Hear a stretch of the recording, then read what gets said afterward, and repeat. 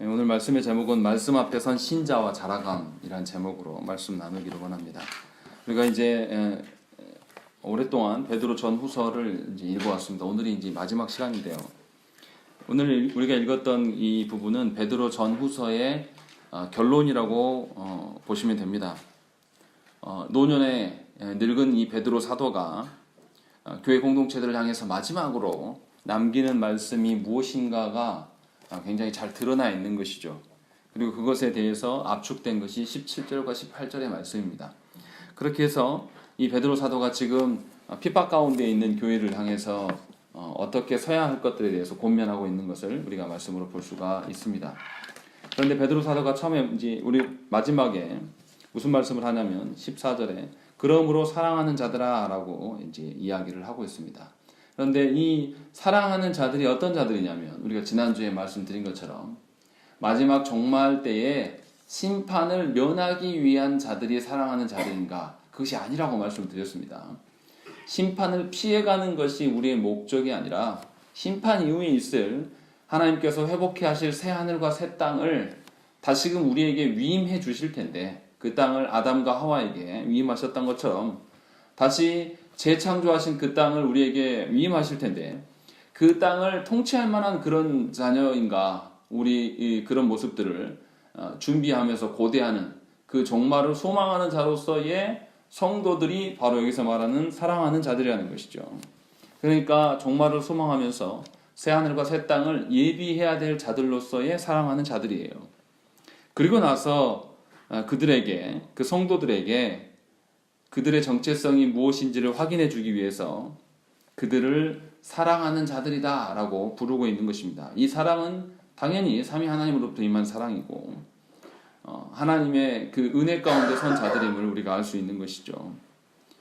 그러니까 참다운 그리스도인으로서 그리스도의 사랑을 받을 자로서 지녀야 할 소망이 무엇인지를 말해주기 위해서 일부러 정체성을 강조하면서 부르고 있는 것입니다.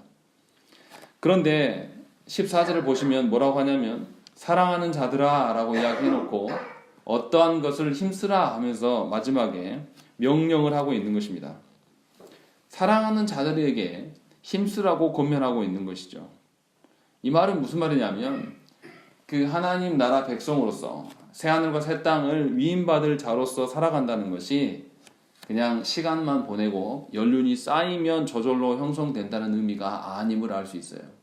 무엇인가 애쓰고 노력해야 된다는 것을 우리가 알 수 있다는 것이죠. 그렇기 때문에 성도된 우리들이 신앙생활을 해나갈 때 그냥 세월만 흘려보내고 내가 이 교회 가운데 오래 있었다라는 것이 자랑일 수가 없고 도리어 창피하게 여겨야 되는 것이죠. 오래 있었음에도 불구하고 전혀 힘쓰지 아니하고 오래 있었음에도 불구하고 내가 애달아 노력하지 못한 것들에 대해서 한번 돌아보셔야 된다는 것이죠. 그래서 분명하게 이 베드로 사도는 마지막에 무슨 이야기를 하냐면 온 힘을 다해 전심전력 다해서 힘을 쓰라라고 이야기하는 것이죠. 왜냐하면 그 신자에게 고난은 늘 찾아오는 것이고 이 고난을 통해서 자신의 정체성을 확인할 수 있는 그 기회이기 때문에 신자가 고난 속에서 늘 자신의 정체성을 잃지 않기 위해서 힘쓰는 것 이것이 우리가 해야 될 일이라는 것이죠. 어떤 사람들은 신자가 예수만 믿기만 하면 아무런 문제가 오지 않고 만사형통할 것이다 라고 이야기하는 분들이 꽤 많아요. 조국 교회 안에 기복주의에 팽배해서 이 땅에서 잘 되는 것이 하나님의 뜻인 것이냐 이야기를 합니다. 그러나 분명하게 베드로 전후서에서는 그렇지 아니함을 몇 번이나 이야기를 했고 또 신자에게 고난은 당연한 것이다. 고난은 반드시 있어야 되는 것이다 라고 분명히 가르쳐 왔습니다.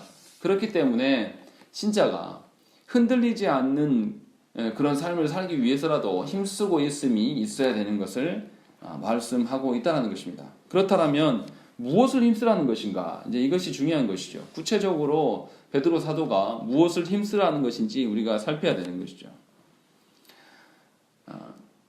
우리가 어떤 존재인지를 13절에서 이미 말씀을 했습니다. 새 하늘과 새 땅을 바라보고 준비하는 자로서의 성도다라고 이야기를 했어요. 그러면 하나님께서 세우실 그 새 하늘과 새 땅, 종말의 심판을 다 이룬 이후에 새하늘과 새 땅에 서야 될 우리들이 어떤 모습이어야 되겠는가?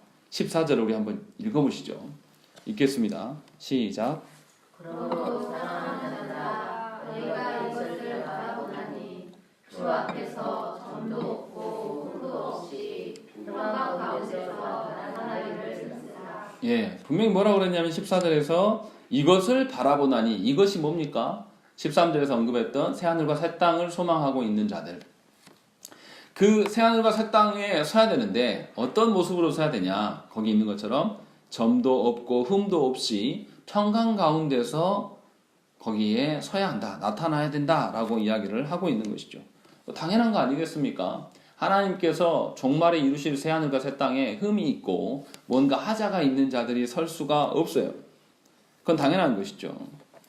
그래서 그들이 힘써야 될 것이 뭐냐면 자신이 흠이 없는 그런 존재로서 또 하나님께서 부르실 날까지 그리스도께서 주시는 그 평강을 누리는 자로서 서야 될 것들을 말하고 있는 것입니다.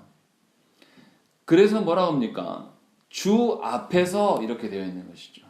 다른 어떤 세상에서의 점과 흠이 아니라 어떤 누구 사람들 앞에서의 점과 흠이 아니라 그리스도 앞에서, 주 앞에서 그렇게 서기를 힘써라 라고 이야기를 하는 것이죠.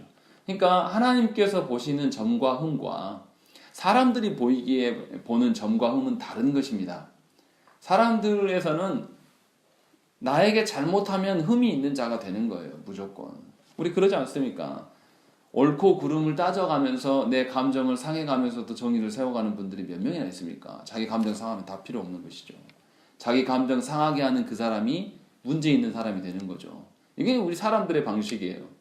그러나 분명히 베드로 사도는 주 앞에서의 점과 흠이 없음을 이야기를 하고 있고 또 이 우리의 점과 흠이 없게 하시기 위해서 주님께서 무엇을 하고 계시는가 15절에 보시면 또 우리 주의 오래 참으심이 구원이 될 줄로 여기라 라고 되어 있습니다.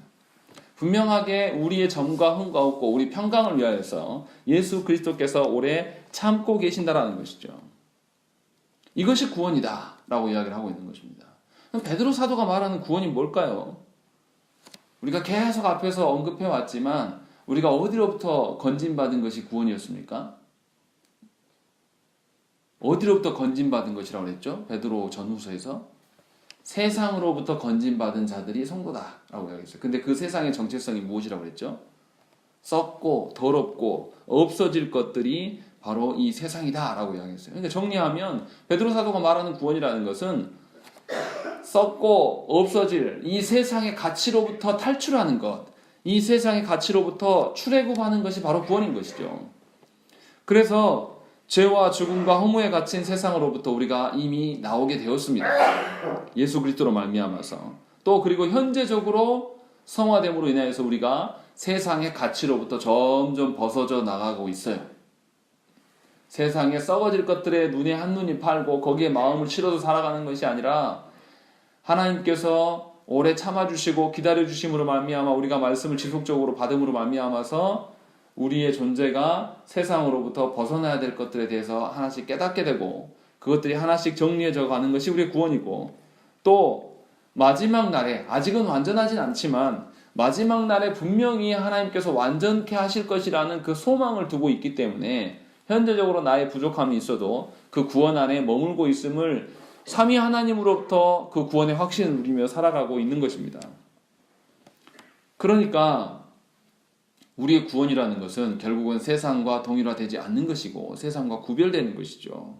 그러니까 종말에 이를 때까지 하나님께서는 구원의 말씀을 교회에게 주심으로 말미암아서 그들을 지켜내시고 그들의 구원을 이루어 가시는 하나님임을 알 수가 있다는 것이죠. 마치 뭐하고 똑같냐면 이런 거예요. 기말고사를 앞두고 기말고사가 날짜가 정해지면 선생님이 뭐 합니까? 기말고사가 며칠 안 남았다. 기말고사라고 하면 너무 와닿지 않습니까? 수능이라고 하시죠. 수능이 날짜가 정해지면 어떻게 합니까? 수능이 D-Day 며칠이다. 노력해라 하면서 선생님들이 하는 일이 뭡니까? 계속해서 선생님이 말로써 그들에게 경고하는 것이죠. 너희들이 과목을 어떻게 해야 되고 구체적으로 한 명씩 또 불러다가 어떻게 합니까? 아무개야 너는 뭐 어떤 과목이 부족하는데 이 부분을 또 미진하니까 더 올려라. 이렇게 하면서 계속해서 그 학생의 정체성, 그 학생이 이룰 지점이 어딘가를 계속해서 알려주시고 이룰 수 있는 방편이 무엇인지를 계속 고지해 주는 것이 선생이 하는, 스승이 하는 역할이라는 것이죠. 하나님께서 성도된 우리들에게 종말의 날까지 무슨 일을 하시냐? 말씀을 통해서 우리에게 그 일을, 종말을 준비할 것에 대한 그 일들을 계속해서 고지하시고 알려준다는 것이죠. 그러니까 종말 앞에 선 신자가 종말을 염두에 두고 흠 없이 종말에까지 평강 가운데 살아가라는 것이 이 베드로 사도의 권면의 말씀이에요.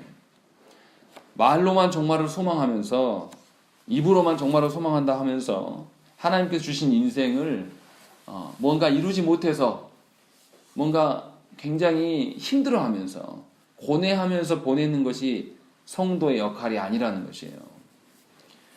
주님께서도 우리의 흠없음과 평강을 위하여서 말씀을 주시면서 지속적으로 오래 참고 계시는데 너희들도 그렇게 참아야 될 거 아니냐. 너희들도 주님이 주시는 그 말씀의 능력 안에서 흠없고 평강을 누리면서 사는 것이 성도됨이 아니냐라고 권면하고 있는 것입니다. 그러니까 저와 여러분들이 인생에서 종말의 그 기쁨, 하나님께서 새 하늘과 새 땅을 우리에게 위탁해 주실 그날을 상상하며 살아가면 오늘이 즐거울 수밖에 없고 기대에 부풀어야 되는 것이 정상이, 그게 성도의 모습이라는 것이죠. 그것이 흠없는 자의 태도라는 거예요. 그런데 놀라운 것은 뭐냐면 말씀을 전하는 자들까지도 조국교의 현실을 보면 그렇지 않다라는 거죠. 지금 현재적으로 내가 살아가는 것이 힘들고 괴로우니까 그것에 매여서 과연 우리가 베드로 사도가 말하는 것처럼 세상으로부터 건져짐을 받은 자가 맞는지 의심스럽다라는 거죠. 하나님의 어떠하심, 하나님께서 주실 새하늘과 새 땅에 대한 기대감보다 이 세상의 가치와 기준, 제가 어렸을 때는 뭔가 메이커 신발을 신는 것이 뭐 마음에 막 걸렸는데 나이를 좀 더 먹으니까 이제 차가 소망이 되고, 차가 있어지니까 또 집이 소망이 되고, 집이 있어지니까 이제 또 다른 것에, 이런 식으로 살아가는 것이 그리스도인이냐? 아니라는 거죠. 그것과 전혀 무관한 자가 그리스도인이다.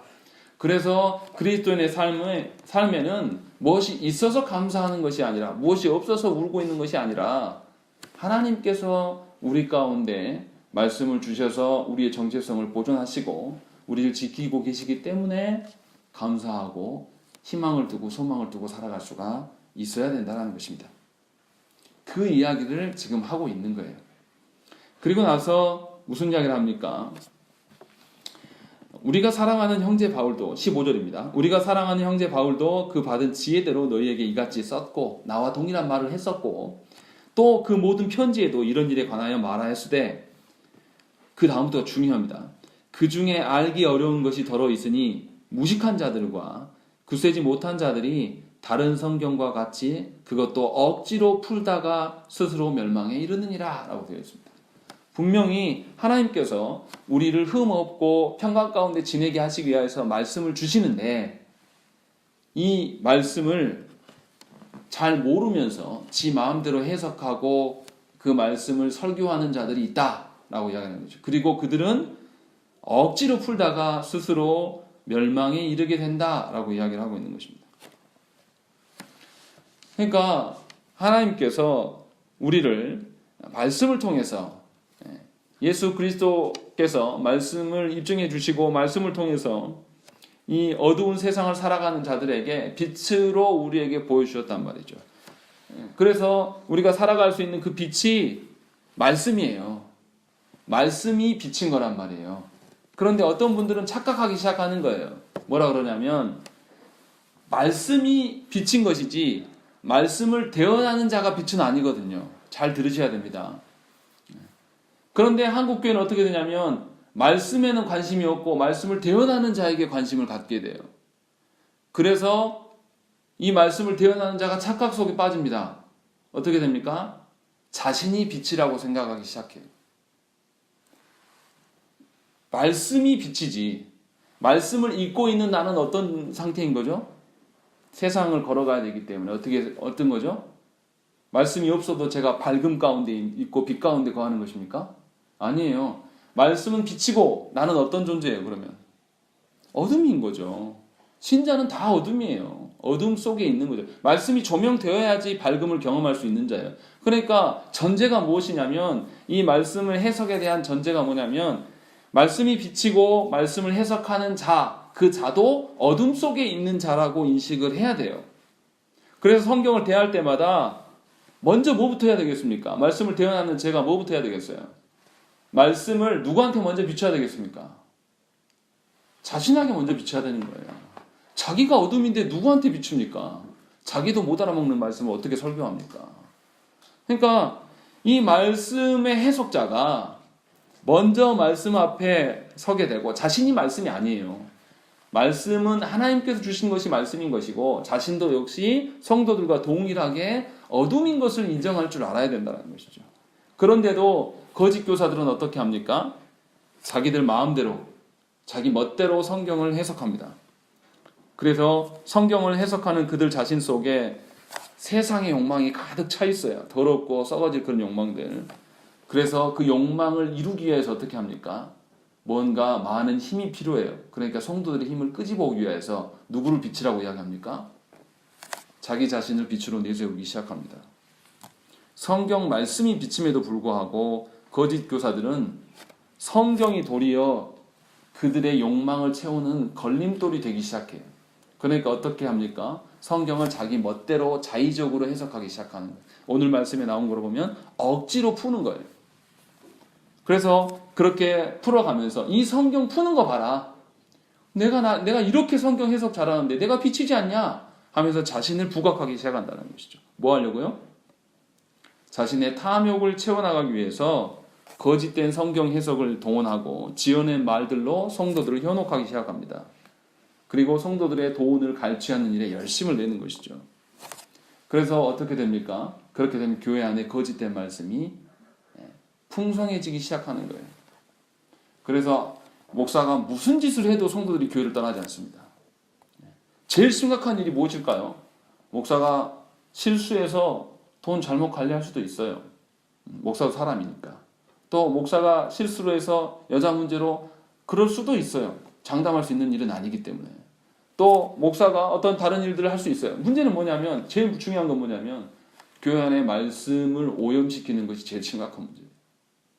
자신의 다른 욕망, 뭐 돈이라든지 아니면 권세라든지 아니면 여성의 문제라든지 어떤 이런 문제들을 갈취해내기 위해서 말씀을 오염시켜가지고 말씀을 곡해하게 만드는 것, 이것이 가장 큰 문제인 것이죠. 그래서 조국교회 안에 뭐냐면 예수 믿으면 잘 된다라고 이야기를 합니다. 누가 예수 믿으면 잘 됩니까? 전부 그렇습니까? 그럼 예수 믿었는데도 고난받고 힘들게 죽어가고 예수 믿었는데 안 걸려서 죽은 분들은 다 지옥 갈 백성입니까? 누가 그런 식의 해석들을 교회 안에서 가져왔습니까? 그리고 우리가 아는 것처럼 성경 해석 얼마나 자기 멋대로 합니까? 분명히 그리스도께서 세상으로부터 우리 이 세상의 어둠 속에 있는 자들을 건져내실 때 율법의 저주로부터 우리를 자유케 하셨어요. 그리고 이 자유를 통해서 뭐 하라고 주셨냐면 하나님께 자유를 돌려드려서 다시금 하나님의 종이 되도록 우리를 세워놓으셨는데, 거짓 교사들은 성경을 거짓되게 해석함으로 말미암아서 그 자유를 가지고 뭐 합니까? 자신의 욕망 채우는 일에 사용한다는 것이죠. 그러면서 성도들의 힘과 에너지를 다 자신이 가져가서 착복하는 것이죠. 그리고 성도 위에 군림하기 시작합니다. 그러니까 조국교회에서 어떻습니까? 목사님 굉장히 두려워하는 것이죠. 말씀을 곡해해서 전하고 있는데 그 목사한테 항거할 수 있는 힘이 없어요, 성도들이. 왜냐하면 분별 자체를 못하기 때문에. 제가 드리고 싶은 이야기가 지금 그 다음 이제 여기 목사님들을 비평하려고 제가 이야기하는 게 아니라 그 다음이 이야기를 하려고 그러는 거예요. 말씀을 어떻게 곡해하냐면요, 말씀을 한 구절만 떼어서 이야기를 한다든지 말씀의 안에 있는 어떤 단어만 끄집어 와서 자기가 원하는 대로 가공시켜 먹는 거예요. 한 가지를 들어볼까요? 은혜라는 단어. 여러분들은 은혜를 어떻게 쓰는 은혜로 씁니까? 제가 알기로 조국교회에서 하나님께서 우리 가게에 돈이 없었는데 돈을 채우셨다, 이게 은혜다라고 이야기 쓸 거예요. 그런데 성경에서는 그렇게 은혜라고 쓰지 않습니다. 그리스도께서 우리에게 오심이 은혜고 삼위 하나님께서 우리를 신자되게 하심이 은혜다라고 분명히 활용하는데 성도들을 현혹하기 위해서 은혜를 변질시키고 곡해시켜 놨어요. 그래서 돈벌이가 잘 되는 것, 돈의 축복을 빌어주는 것이 은혜다라고 하면 성도들이 아멘 아멘 합니다. 이건 뭐 한두 명 이야기가 아니에요. 너무나 많기 때문에 한 가지 제가 샘플만 들은 거예요. 한 단어 이야기만 갖고 이야기해도 이렇게 변질시켜 놓은 것이죠. 그런데 왜 이렇게 됩니까? 베드로 사도는 분명히 이렇게 이야기합니다. 16절에서 뭐라고 그러냐면 무식한 자들과 굳세지 못한 자들이 이렇게 하고 있다라고 이야기를 하고 있는 것이죠. 이제 이게 우리 성경으로 이렇게 되어서 조금 이해하기가 어려운데요. 무식한은 헬라어로 정확히 하면 훈련받지 못한 자들이다 이렇게 표현할 수 있습니다. 또 그리고 굳세지 못한 자들은 견고하게 서지 못한 자들이다 이렇게 해석하는 것이 좀 더 이해가 빠릅니다. 무슨 말이냐면 스승 대신 예수 그리스도께서 말씀으로 우리를 제대로 가르쳐 주시고 탁월하게 우리를 인도해 주시는데도 불구하고 그 가르쳐 주신 대로 배우지 못하고, 그러니까 무식한 거죠. 못 배우니까. 그리고 그것을 열심히 그대로 살아보면서 훈련하지 않으니까 굳건해지지가 않는 거예요. 견고해지지가 않는 거죠. 그래서 굳세지지 못한 자들이 되어버린 것이죠. 거짓 교사들은 말씀을 그 해석할 때에 제대로 된 교육을 받고 행하지 않는 자들이에요. 자신의 생각대로 교육을 받았어도 자신의 생각대로 성경을 해석하는 자들, 그런 자들인 것이죠. 그래서 말씀을 오해하게 되고 말씀을 바르게 전파하지 못하게 되는 것입니다. 그러니까 말씀의 균형이라는 것이 왜 우리가 교회 전통 가운데 우리 교회도 그렇지만 신앙 고백서를 중요시 여깁니까? 말씀을 보는 관점이 기준이 거기에 있기 때문에 우리 신앙 선배들이 바른 신앙생활을 하기 위해서 말씀을 어떻게 볼 것인가를 기준 삼아준 것이 바로 신앙 고백서예요. 그것을 통해서 말씀을 바르게 해석하라고 지침을 준 것이죠. 그리고 교회 안에 그것을 성령께서 존재케 하시고 우리 가운데 유산으로 남겨놓은 것이죠. 그래서 바른 말씀을 볼 수 있도록 우리에게 주셨다는 것이죠. 그런데 놀라운 것은 한국교회가 어느 정도로 심각하냐면요. 아까도 예를 들었지만 내가 항상 제가 예를 드린 거 욥기 8장 7절 말씀, 내 시작은 미화가 쓰나 나중은 창대하리라. 이거 아무데나 막 갖다 쓰는 거예요.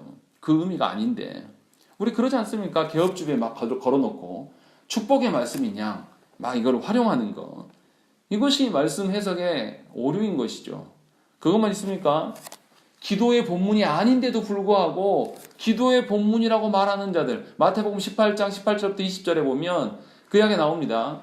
땅에서 매면 하늘에서 매이고 땅에서 풀면 하늘에서 풀릴 것이다 라고 이야기하는 것은 이 교회의 권세에 대한 이야기를 하고 있는 것인데, 성도들 어떻게 합니까? 두세 사람 모인 곳에서 내 이름으로 하는 자들 이렇게 이야기하면서 기도의 본문으로 해석하고 그렇게 설교를 해버립니다. 이게 한국 교회의 실정이에요. 그러니까 본문에 예수께서 하시고자 하는 말씀이 증거되지 않고 우리 편리대로 다 해석해버리는 것입니다. 왜 그럽니까? 그 예수께서 하신 그 말씀이 앞에서 무슨 말씀을 하시고 뒤에서 무슨 말씀을 하시는 가 조금만 살펴보면 맥락이 아니네 라는 것을 금방 알 수 있는 거죠. 주기도문의 말씀도 그거예요. 일용할 양식을 주옵시고 라고 이야기하는데, 일용할 양식을 달라고 요청하는 것이 날마다 우리의 필요를 채워달라고 하는 것일까요? 그거 아니에요. 그 마태복음 6장 말씀에 뭐가 있습니까? 저 나는 새를 봐라, 들의 백합화를 봐라. 누가 먹이신다? 하나님이 먹이시고 입히신다. 아무 일도 하지 않는데도. 그래서 뭐라고 합니까? 먹고 마시는 일에 대해서 구하라고, 구하지 말라고요. 구하지 말라고. 이것은 이방인들이 구하는 것이다 라고 이야기하는 거예요. 그런데 주기도문을 어떻게 그렇게 해석합니까? 같은 장 안에 들어있는데. 우리가 그렇게 해석해 와요. 그렇게 해석해 듣고 그렇게 살아갑니다. 이것이 잘못된 것인지도 모르고 얼마나 심각한 일인지도 모르고 살아가는 것이 우리 지금 한국교회 현실이에요. 안타깝게도 조국 교회 안에 말씀이 흐려졌다는 것이죠. 말씀을 거짓으로 가르치는 거짓 교사들이 그 강단을 장악하고 거짓된 말씀을 막 뿌려놔가지고 성도들이 분별력 자체가 아주 제로가 돼버렸어요.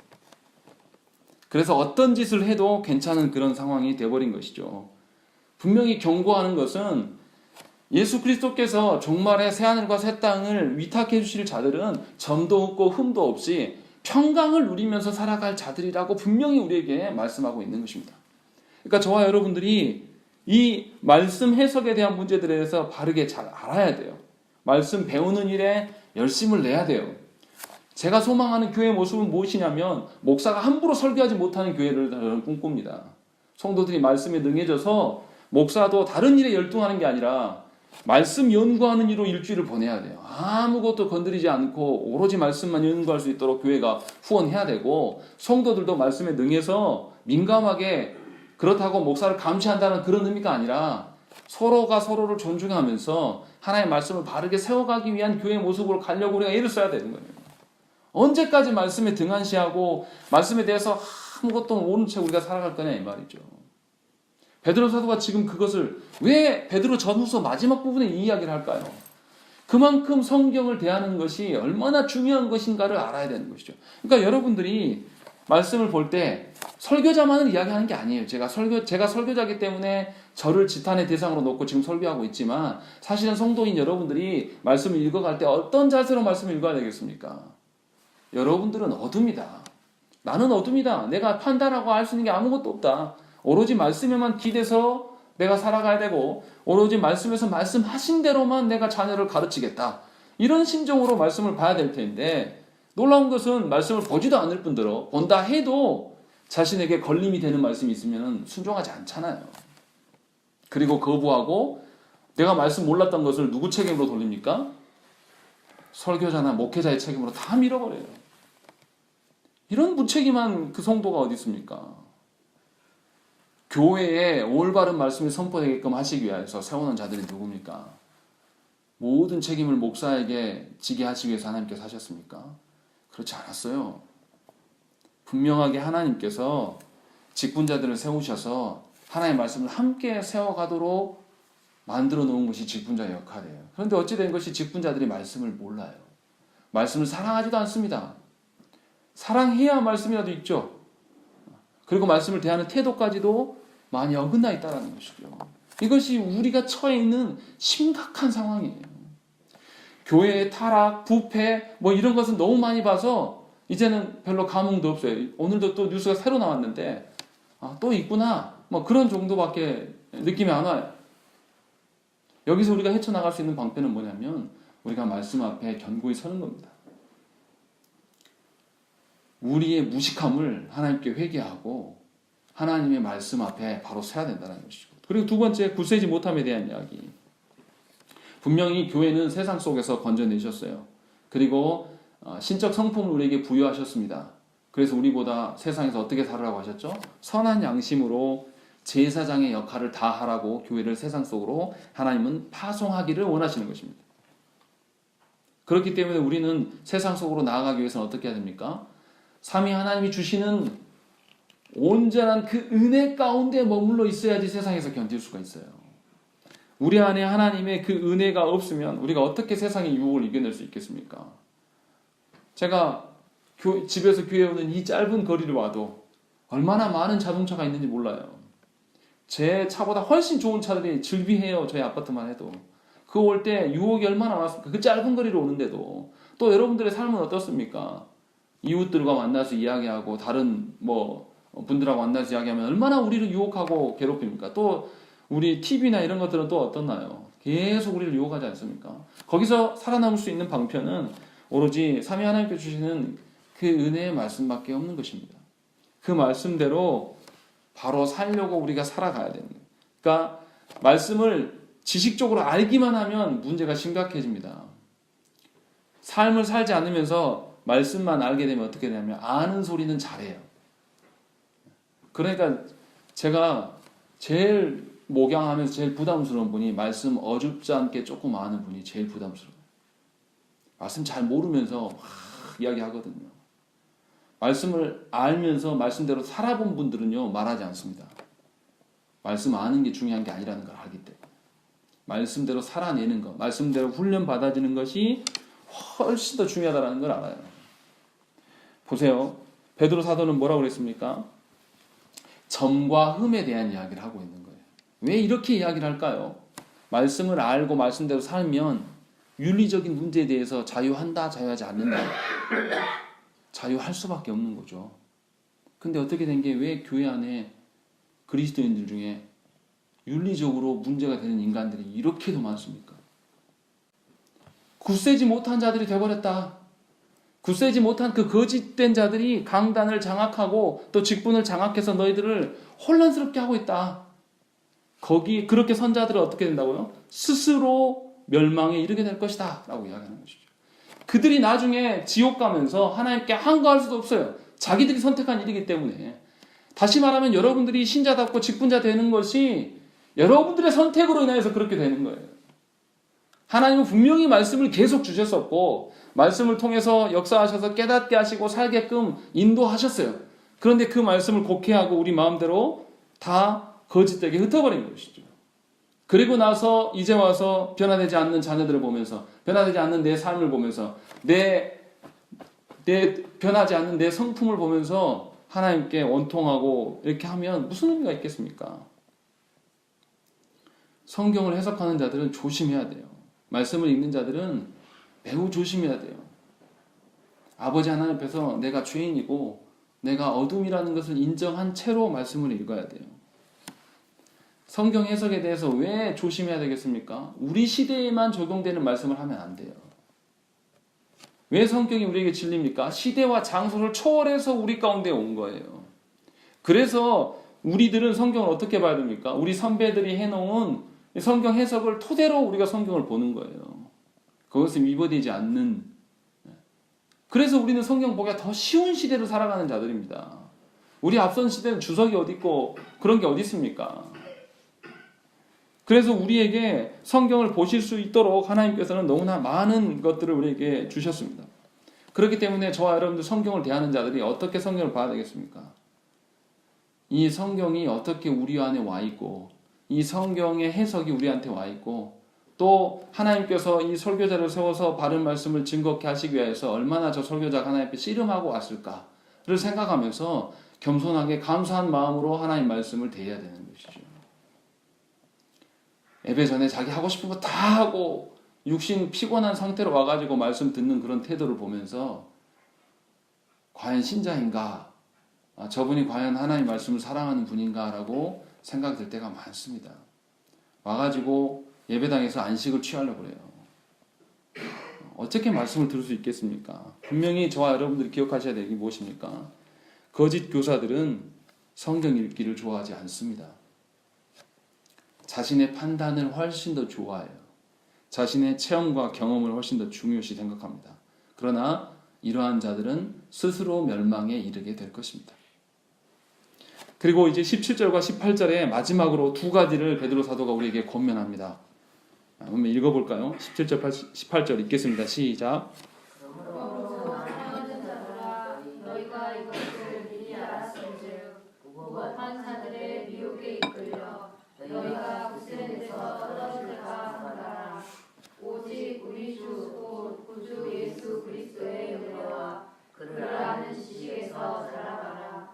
영광이 이제와 영원한 날까지 그에게 있을지어다. 예, 베드로사는 두 가지를 권면하는데요. 17절에서 사랑하는 자들아 라고 다시 불러요. 그러면서 뭐냐면 끝에 뭐라고 되어 있습니까? 삼가라 라고 되어 있습니다. 어디에서 떨어질까? 너희가 굳센 데서 떨어질까? 삼가라 하고 있는 것이죠. 삼가라는 것은 뭐죠? 네 자신을 살피고 조심해라. 네 자신을 네가 지켜라. 어디에서 떨어지지 않도록 굳센 데서. 굳센 데가 어디겠습니까? 말씀의 그 선명한 길에서 떨어지지 않도록 네 자신을 살피라고 말씀하고 있는 것입니다. 이 삼가라, 지켜라라는 이 단어를 어디에서 또 쓰냐면 베드로서 2장 5절에 옛 세상을 용서하지 아니하시고 오직 의를 전파하는 노아와 그 7 식구를 보존하시고 라고 할 때 이 단어를 씁니다. 하나님께서 노아와 그 가족들을 세상 사람들로부터 또 홍수로부터 지키고 보존하셨음을 우리가 알 수 있습니다. 그래서 그런 방식으로 네 자신을 살피고 지키라라고 지금 베드로 사도가 이야기를 하고 있는 것입니다. 그런 방식이 뭘까요? 예수 그리스도 안에 서는 것이죠. 예수 그리스도 안에 서는 것이 무엇입니까? 결국은 말씀의 길, 생명의 길 위에 서는 것밖에 방법이 없는 것입니다. 오늘날 조국교회 성도들은 성경에 대해서 너무나 무지합니다. 성경 연구는 누가 하는 것이라고 생각합니까? 목사나 신학자들이 하는 것으로 생각합니다. 그래서 목사나 신학자를 의존합니다. 자기들이 안 하니까. 그러나 말씀을 연구하는 것은 신학자나 목회자만의 것이 아닙니다. 모든 성도들, 온 교회가 해야 될 일이에요. 왜 그렇습니까? 신학이 뭡니까? 신학이 뭐에 대한 지식이에요? 하나님에 대한 지식이에요. 하나님을 아는 지식이란 말이에요. 그러면 저와 여러분들 하나님 사랑하고 하나님 자녀 되려면 하나님에 대해서 알아야 될까요? 몰라야 될까요? 알아야 돼요. 그래서 저와 여러분도 모든 성도도 신학을 해야 됩니다. 신학을 남의 일처럼 목회자만 하는 거고 나는 안 해도 될 것처럼 우리들은 다 그렇게 생각해요. 안 그렇습니까? 여러분들 신학하라 그러면 여러분들 바로 뭐라 그러죠? 집사님 신학하십시오. 제가 이렇게 말하면 어떻게 알아듣습니까? 신학교 가라고요? 제가 왜요? 하면서 굉장히 두려워하죠. 근데 신학하라는 것은 신학교 가라는 게 아니에요. 신학교 간다는 의미와 신학을 한다는 의미는 다른 겁니다. 하나님을 알아가는 것이 바로 신학하는 것이고 하나님께서 주신 그 계시의 말씀을 우리의 삶에 적용하면서 그대로 실천해 가는 것이 바로 신학하는 거예요. 그래서 모든 성도들이 자신의 지성뿐만 아니라 자신의 그 영혼들 또 그리고 그 도덕적인 어떤 지성과 감성 또 의지까지 전 인격처에 또 우리가 전 삶으로 하나님을 알아가면서 하나님과 교제하는 삶 그것이 바로 신학이라는 것이죠. 그래서 모든 성도가 신학해야 됩니다. 모든 성도가 모든 삶 속에서 하나님의 그 어떠하심을 알아가기 위해서 우리가 살아가는 것이죠. 그러니까 인생을 살아가면서 내가 하고 싶은 것을 하기 위해서 인생을 살아가는 것이 아니라 내가 내 인생에 펼쳐져 있는 일들 가운데 이 일들이 어떻게 진행되어져 가고 그 진행되어지는 속에서 하나님이 어떻게 일하시는가를 보는 것. 그것이 신학하는 거예요. 그것이 신학하는 자의 합당한 인생을 바라보는 관점이에요. 그러니까 이 땅에서 내가 조금 낮은 데에 처해도 하나님께서 어떻게 이것을 복구하실까에 대한 관점으로 볼 수가 있는 것이고 내가 높아졌을 때 내가 교만하지 않고 내가 하나님 위로 서지 않을 수 있도록 자신을 살펴가는 것 이것이 신학하는 자의 합당한 태도라는 것입니다. 그래서 저와 여러분들이 모든 성도가 신학을 해야 돼요. 아까도 말씀드린 것처럼 모든 성도가 말씀하는 일에 열심을 내야 돼요. 기독교는 어떤 인간의 종교가 아니에요. 특정 누구에게 의존하는 것이 아닙니다. 목사나 설교자나 어떤 신학자에게 충성하는 것이 삼위 하나님께 충성하는 것이 아니에요. 그렇게 가르쳐 왔지만 목사도 성도의 하나일 뿐입니다. 목사도 설교함에 있어서 분명히 오류가 있어요. 저도 이렇게 가르쳐 놓고 녹음을 늘 하지만 녹음에 다시 들어보면 내가 왜 이것을 이렇게 설명했지 하는 게 굉장히 많이 나와요. 무슨 말이냐면 모든 성도가 이 분별하는 일에 열심을 내고 성경을 대할 때 항상 어떤 자세를 가져야 되냐면 내가 성경을 열심히 노력해도 분명히 오류가 있을 수 있다라는 그런 자세를 갖고 있어야 돼요. 그래서 성령 하나님의 도우심을 구해야 되는 것이죠. 그러니까 목회자가 자신을 신격하지 않으면요 말씀을 보면서 겸손해질 수밖에 없어요. 두려워요 말씀 전하기가. 그래서 자신의 말씀을 전하면서 늘 살필 수밖에 없는 거예요. 그래서 자신이 두려워하는 마음으로 하나님 경외하는 마음으로 말씀을 준비하고 전하면요 성도들이 말하는 것에도 귀 기울일 수 있는 상태가 됩니다. 성도들의 말에 귀 기울이지 않는 목회자는 이미 교만한 거예요. 이미 본인이 신적 권위를 누리고 있다라고 생각을 하는 것입니다. 생각을 해보세요. 모든 성도가 말씀을 다 잘 알아요. 다 신학자 수준이란 말이야. 그러면 여기 앞에서 설교하는 목사가 어떻게 설교하겠습니까? 내 말을 들으세요. 내 말이 진리입니다. 하고 내 말에 대해서 질문도 하지 마시고 따지지 마세요. 이런 말 할 수 있겠습니까? 절대 못하죠. 물론 성도들이 말씀을 몰라서 질문 아닌 질문할 수도 있고 필요 없는 질문할 수도 있습니다. 그러나 하나님 앞에서 겸손하고 정직하게 서려고 하는 의지가 있다라면 내가 말씀을 좀 더 많이 안다 해서 말씀을 모르는 자들의 질문을 간과할 수가 없어요.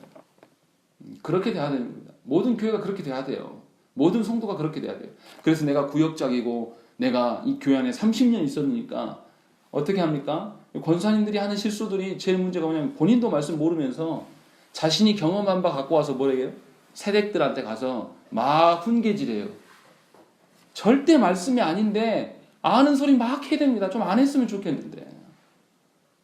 교회가 무엇인지도 모르고 신자됨이 무엇인지도 모르고 본인 자녀는 그렇게 양육하지도 않았으면서 막 아는 체를 해요. 봉사가 봉사를 이끌어서 낭떠러지로 밀어뜨린 일을 하는 거예요. 누가요? 중직자들이 그런 일을 한단 말이에요. 그렇게 되지 않도록 우리 자신을 살펴야 되는 거예요. 그렇게 되지 않는 자가 될 수 있도록 우리 자신을 살피고 보라는 거죠. 베드로 사도가 마지막 권면의 말이. 그리고 또 하나가 무엇입니까? 18절에 그를 아는 지식에서 자라가라 라고 이야기를 하고 있는 것입니다. 지키는 것으로는 부족하다. 성장을 해 나가야 된다라고 이야기를 하고 있는 것입니다. 그리스도의 은혜로 말미암아 성장해 나가는 것이죠. 그리스도께서 우리에게 은혜를 주신 것이 어떤 것입니까? 일단 죄에 대해서 대속의 은혜를 주셨습니다. 또 부활하셔서 우리에게 생명을 주셨어요. 또 승천하셔서 성부 우편에 우리도 앉게 하실 수 있도록 그 은혜를 주셨어요. 또 그리고 마지막 날에 다시 오셔서 어떻게 하십니까? 심판하시고 새하늘과 새 땅을 우리에게 위탁해 주실 것이라는 것이죠. 그러니까 우리 신자에게 주는 그 은혜라는 것이 과거의 은혜와 현재의 은혜와 미래의 은혜까지 이미 보장되어 있는 거예요. 그러니까 말씀 알아야죠. 현재에 내가 평강 가운데 흠 없이 지내려면 말씀을 더더욱 알 수밖에 없는 거고, 나의 불안한 인생과 불안한 미래를 바라본다면 더더욱 하나님께 물어볼 수밖에 없는 거 아니겠습니까? 신비적으로 뭐 세상 일, 우리 자녀가 결혼을 언제 할까요? 뭐 직장에 언제 들어갈까요? 이런 것을 기도하는 것이 아니라 하나님 나라의 측면으로서 하나님께서 보이고자 하는 그 계시의 말씀에서 드러난 그 말씀에 집중하며 살아가는 것, 하나님께 맡기며 걸어가는 것, 그렇게 그 은혜를 누리며 살아가는 것이 강건한 신자의 모습이라는 것이죠. 그래서 베드로 사도가 신적 성품을 닮아서 자라가야 될 것들을 권면하고 있는 것입니다. 우리가 다 잊어버려도 상관없어요. 그러나 베드로 사도가 우리에게 권면해 두 가지 말씀을 분명히 기억해야 됩니다. 저와 여러분들을 말씀의 기준으로 늘 자신을 살피셔야 됩니다. 또 한 가지는 하나님의 말씀으로 내 영혼이 자라가고 있는가 늘 확인하라는 것이죠. 이 두 가지 중에 하나라도 어긋남이 있다면 하나님께 구하셔야 됩니다. 아버지 하나님, 제가 그냥 머물러 있는 것 같아요. 자라갈 수 있는 자가 될 수 있도록 하나님께 구해야 됩니다. 여러분들에게 맡겨주신 영혼이 있습니까? 없습니까? 있어요. 일단 자녀가 있고 배우자가 있고 또 교회 안에 우리 구역은 없지만 교회 안에 지체들이 있고 얼마나 하나님의 말씀을 증거해야 될 자들이 다 하나님께서 위탁해 주신 자들이 많습니까? 여러분들 말씀을 어떻게 대하고 계십니까? 여러분 말씀으로 자라가는 것이 있습니까? 말씀을 깨닫고 놀라운 그 은혜에 젖어서 내가 이 말씀을 감출 수가 없구나. 즉시 내가 내 아들에게, 내 배우자에게 증거해야 되겠다. 이런 마음으로 여러분들 말씀을 보십니까?